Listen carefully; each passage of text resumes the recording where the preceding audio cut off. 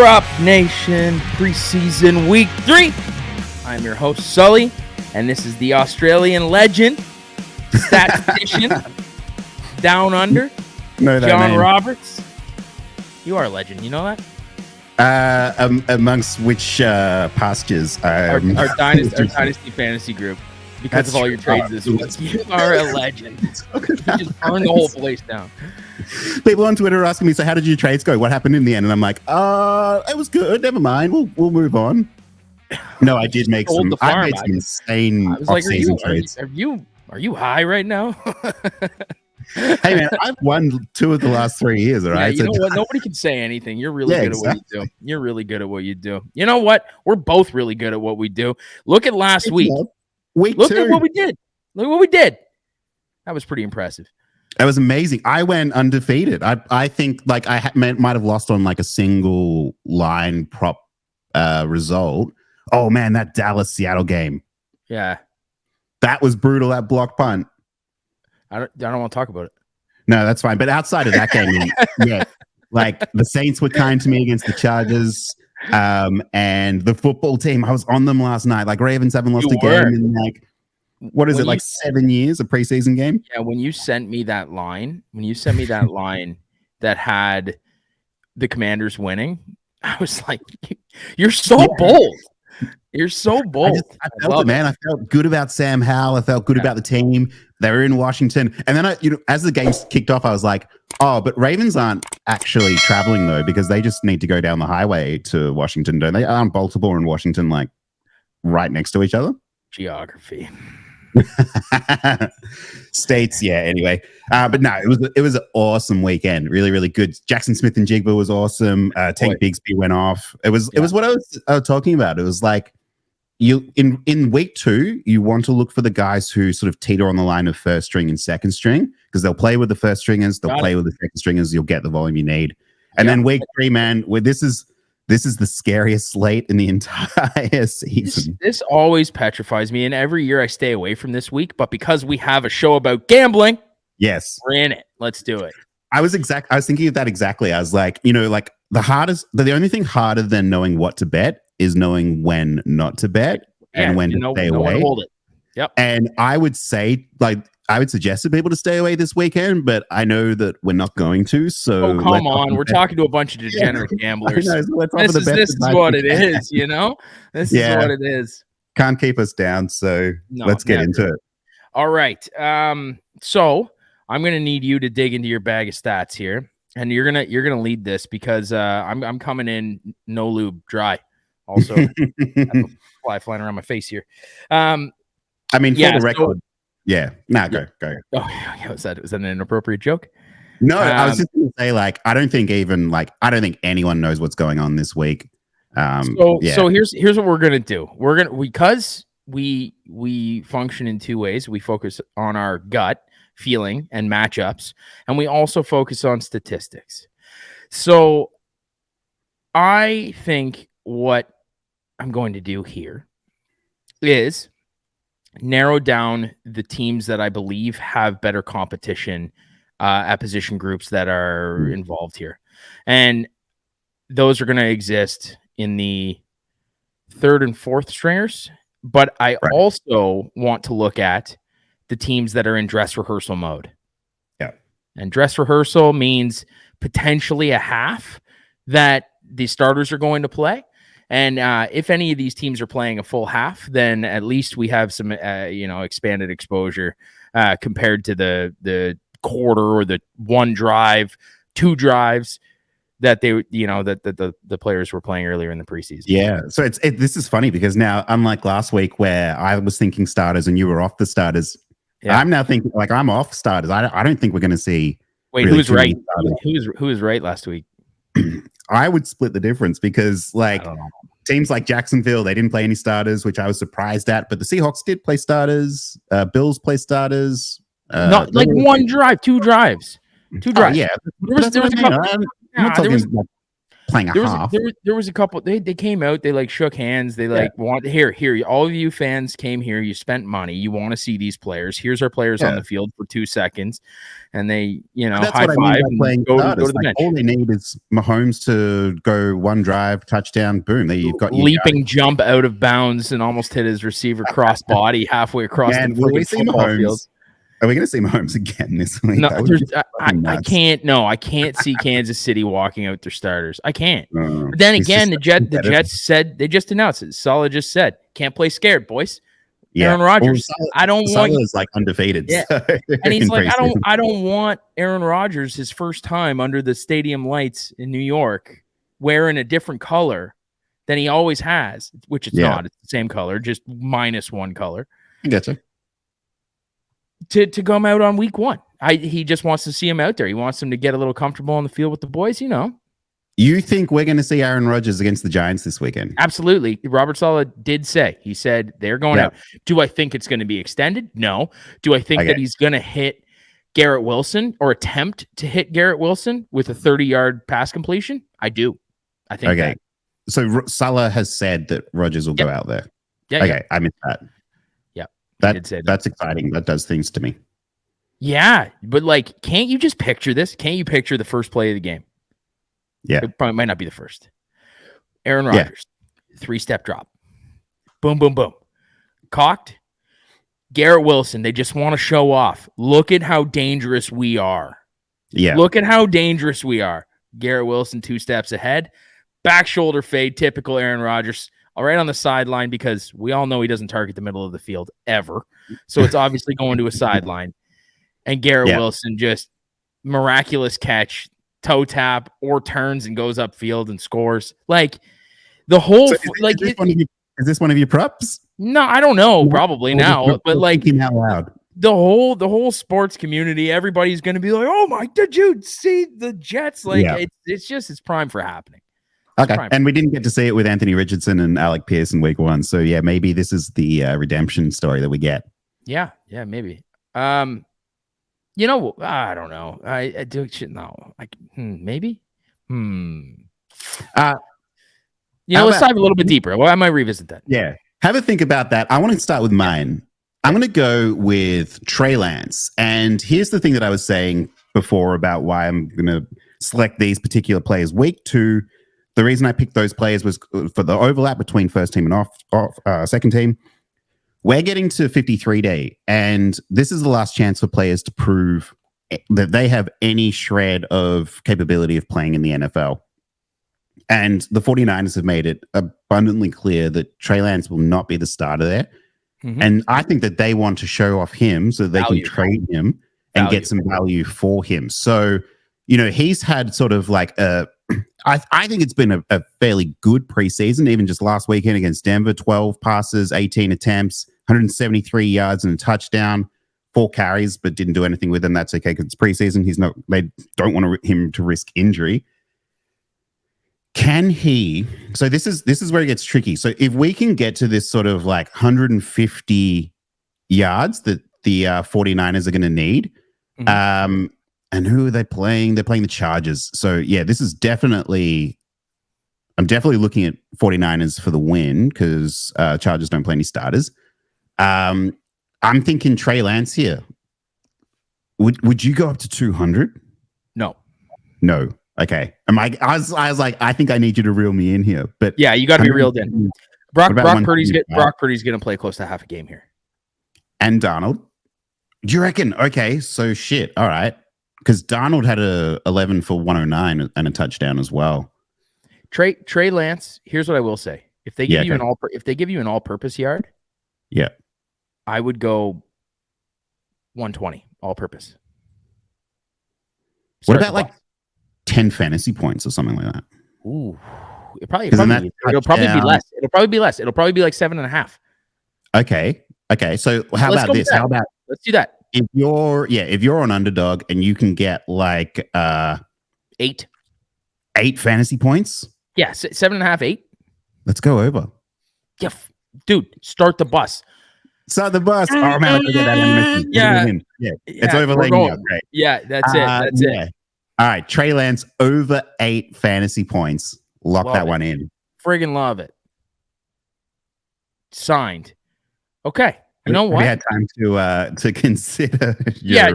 I'm pulling one out here. You know what I thought about this after watching the Commanders? The Sam Howell. Good, man. He looks good. He looks really money, good. Looks good. Here's the thing. Here's the thing. They're going to want him to be on the field, I think, and they're going to want to get a little bit more experience under his belt, just calling the plays, getting comfortable. He's a 5th round pick at the end of the day. The worst thing that could possibly happen to Sam Howell in this game is to throw 2 interceptions, a pick 6, to lose the game because of his arm. It'd be the worst thing. It probably won't happen because he's a great quarterback. Yeah. But think about what would happen if that did happen. Yeah. And going into week 1 with that, with pulling a Sam Darnold and seeing ghosts by week 2, so they're going to keep the ball nice and close.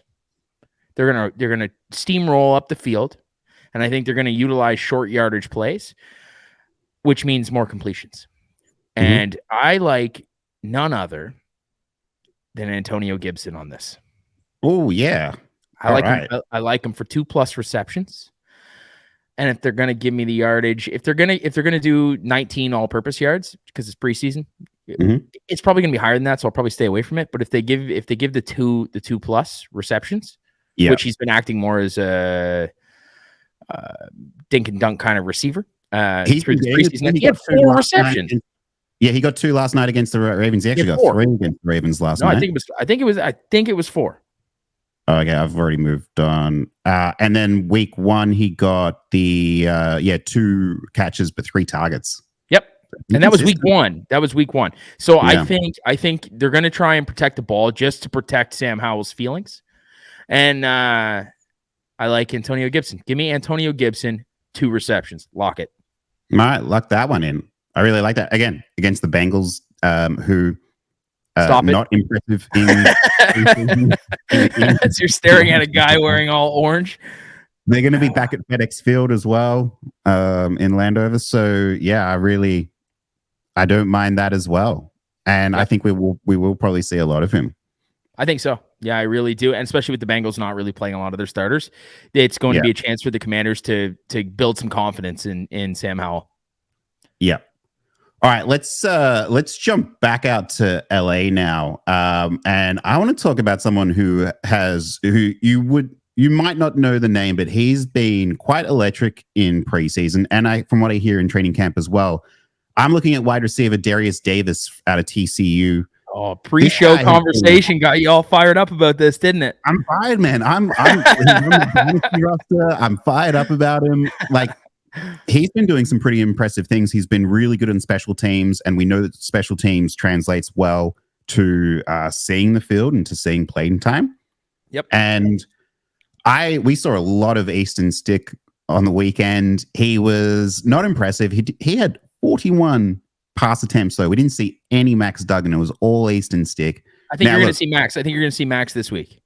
Yeah, so this could be the thing. Like the Chargers might do a thing where it's like, okay, we saw Easton Stick, we've seen enough. His whole game. Max Duggan. That's exactly what's going to happen. That could worry me. I'm going to be honest. Why? But I think Duggan looked good. He looked great in week 1. He did. That's fine. Yeah, I'm comfortable with that. The thing about Darius Davis, though, is I think that he can overcome those kinds of things, and I think that he's the type of character personality on the sideline. If he's not seeing the ball, he's going to go up to Max and be like, "You throw me that fucking ball right now," and then that's when the whole game will switch around, and he'll be on him. This guy commands the ball, and because he is so sort of low in the depth charts, but he's making his way up. I really don't mind that. He's reminding me of. Really quickly, the guy on the Steelers, who's Calvin Austin, who's been absolutely lighting it up. He only had 1 catch for 12 yards in the box score on the weekend, but his punt returns have been awesome. He was really good in week 1. He had a really impressive stat line. Earning a ton of praise from the Steelers fans, as you know, one of my very best friends. Shout out, friend of the pod, friend of the show. Huge Steelers fan. But I'm not going to jump on Calvin Austin. I'm going to jump on Darius Davis. Okay, I thought you were going to go both. I thought you were going to pull a double whammy there. Sorry, Brandon. Nobody cares about the Steelers. Let's go. No, and here's why I'll say no. So a couple of players I'm off. Calvin Austin's one of them. Aiden O'Connell, I'm off. He's highest rated quarterback according to PFF. It means his lines are inflated, and he'd have to overcome them again. And I don't see like constant week after week. Not 2 in a row. And if he does, great for him. Amazing kid, deserves to do that.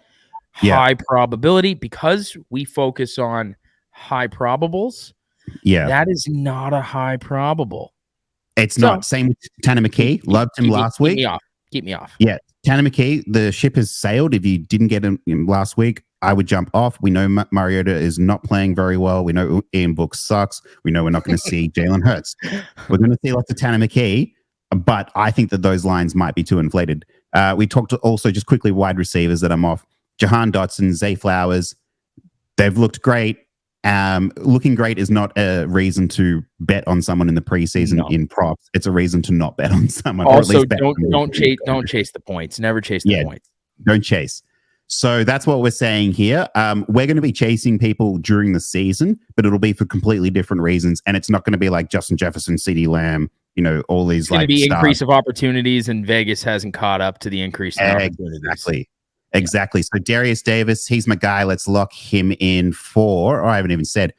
Okay, so let's go either 2 catches or 20 yards. I'm completely comfortable with it. Darius Davis. Love it. Which one, if you had to pick between the two, which one are you taking? Between Calvin and Darius? No. Between the receiving yards or between the I'm sorry. receptions? I will take the 2 receptions. Oh, I love you so much. You're a man after my own heart. And that goes against my philosophy. Usually I'm always yardage. Yeah. Which is great, because I'm usually like the safe bet. I'm just like, just give me the points for knowing that the guy is going to get targets thrown to him.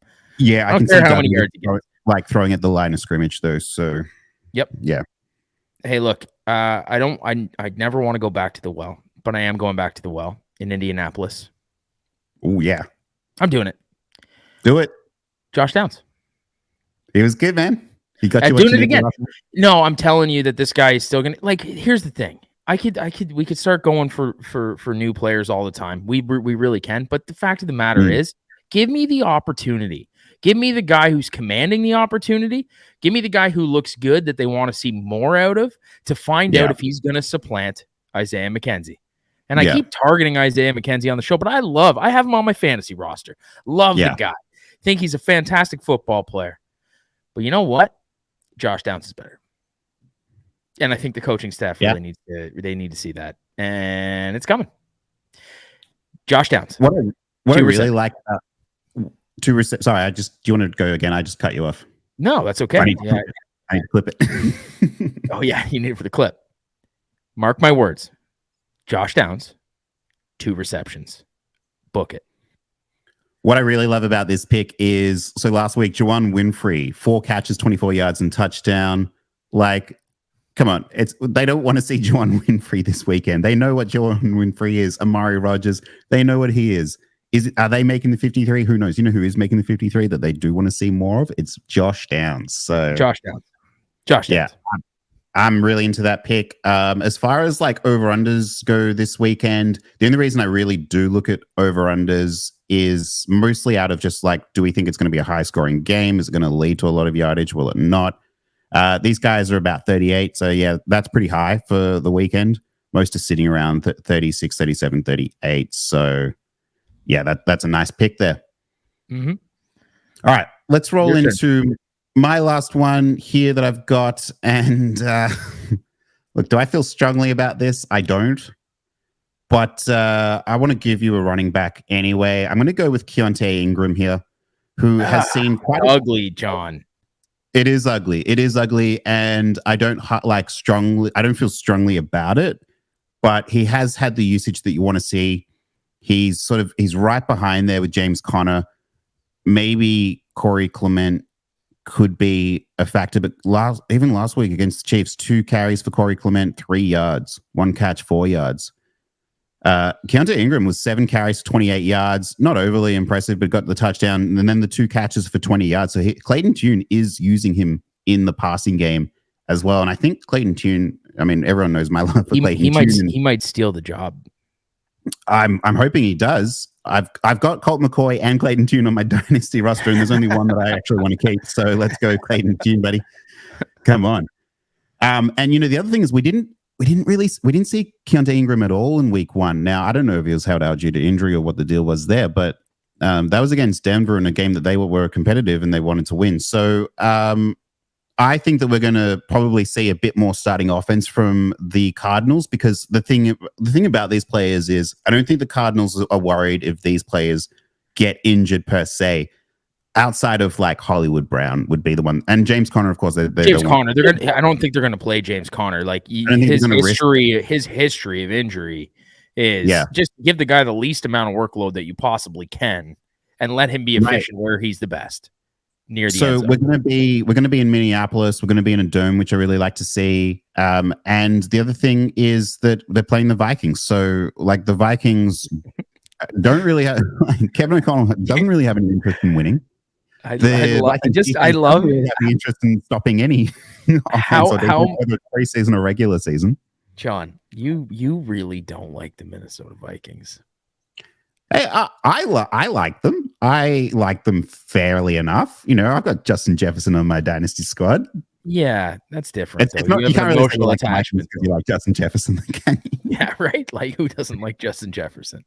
Yeah, but like honestly, like my thing with the Vikings is they were a really bad defense last season, and to fix it, they drafted a wide receiver, which they needed a wide receiver. So I understand, but yeah, if I bought you a Vikings jersey, and shipped it to you, and said, "Hey, just add it to your wall of jerseys, and just make sure this gets in the pot," would you do it? Oh, who's the jersey? Blank. Is it Jalen Reagor? Blank. Is it N'Keal Harry? I'll wear it if it's going to have your last name on it. It's going to say Roberts on it. No, I would not. Number 69. Trying to think who's like a Roberts who's played for the. Oh man, no. How about if I lose the fantasy league this year? Oh my god. Maybe that could be a punishment. I have to wear that shirt for. I love that as a punishment. But no, okay. I'm going to go with Keontae Ingram. And let's go, should we maybe take a look at all scrimmage yards? Like if you can get to, I'm thinking 35, 40 scrimmage yards. He'll be under that. I think he'll be under that. I think he'll be 30, 32. Yeah, but he had 48 last weekend. Okay, maybe he will be inflated. There's no way he's going to be back up at 48, though. Not a chance. Chiefs defense is a lot better than the Vikings as well. And they're going to be expecting that they're going to be throwing the ball. Yeah.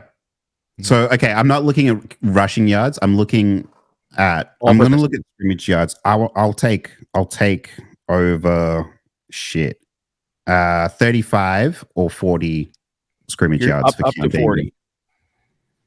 Up to 40? 35. I think it's going to be around 35 to 40. Because I'm trying to mostly say to people hey, if it's at 40, do you still take it? Yeah. Okay. Maybe.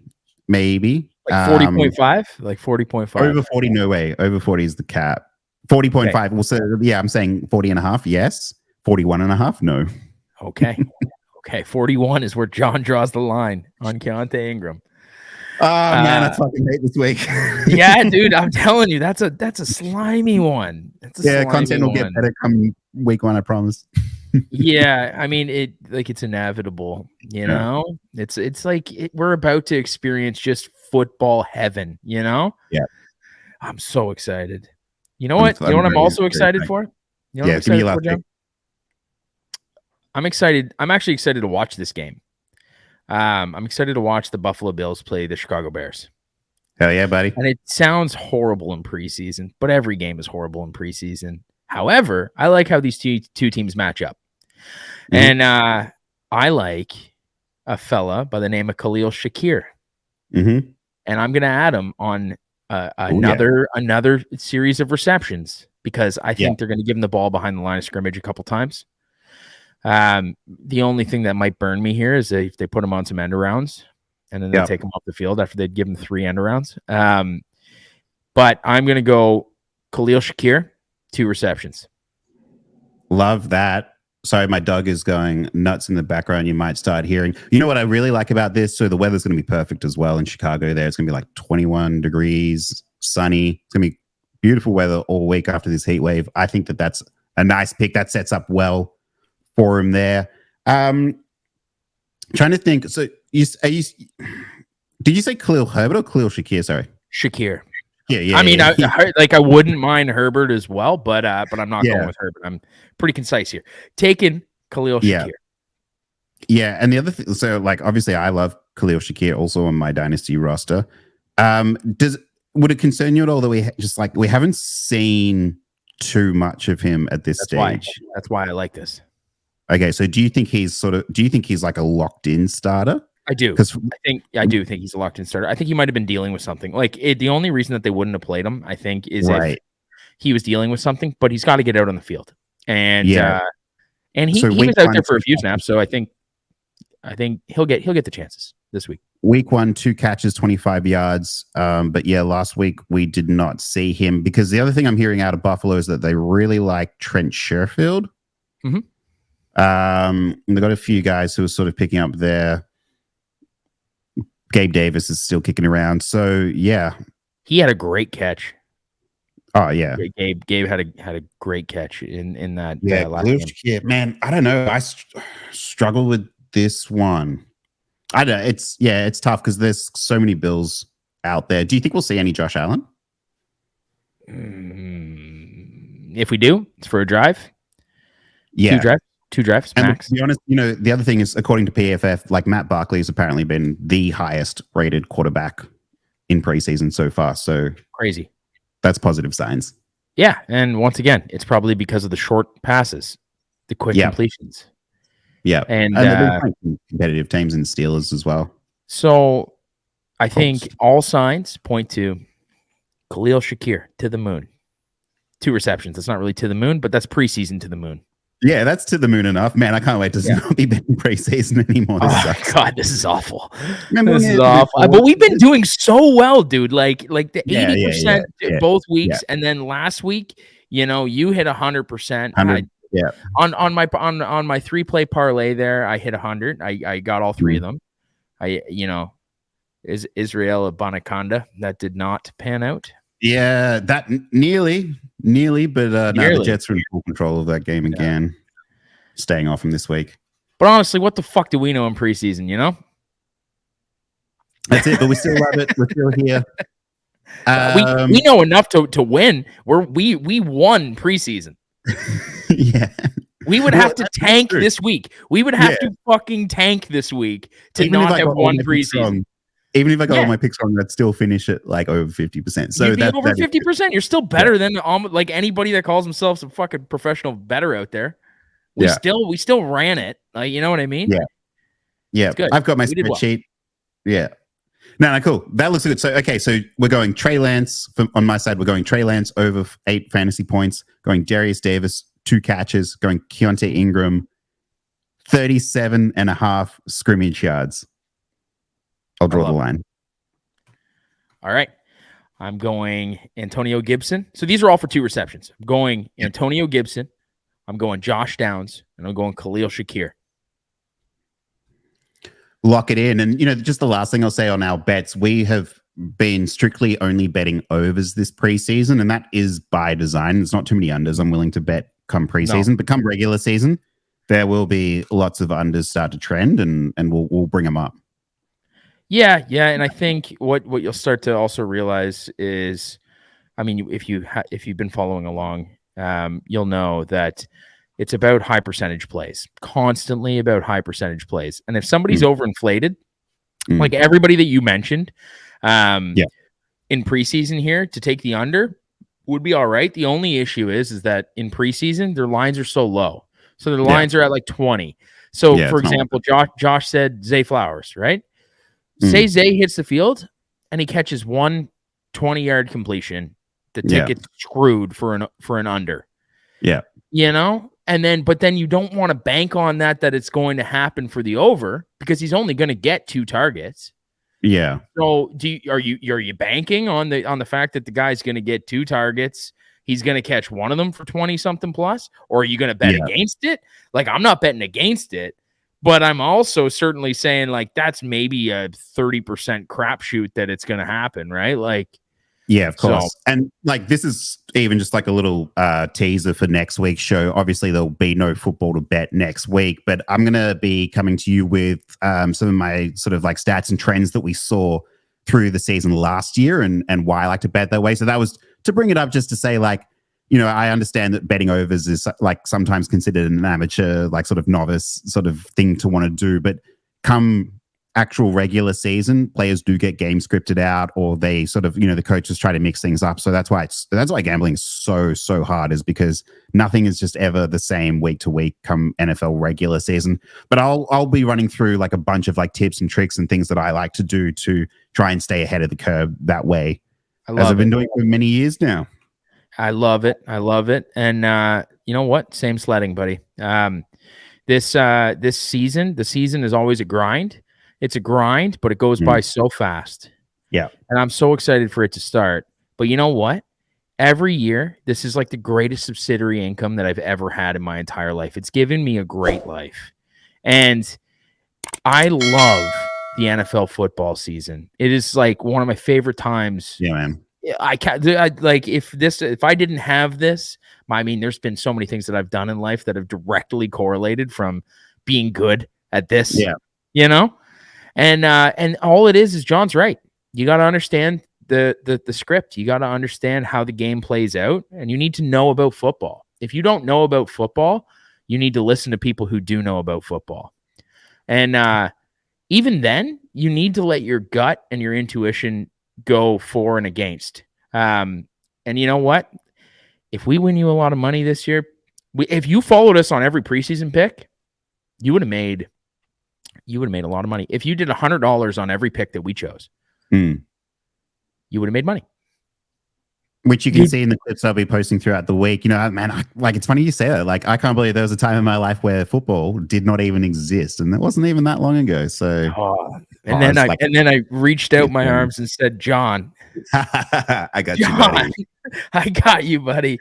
Here's a football league. Please come join. Welcome to North America." Yeah, for sure. If you're still sticking around, please like this show on YouTube. Subscribe as well. Helps us a lot. Follow along, repost, do all that really good stuff. Really, really helps us get up and running. Okay, well, here we go. We're about to head right into preseason week 3. John, I look forward to seeing all these clips with all these green check marks pop up. Yes. Yes, sir. Let's do it.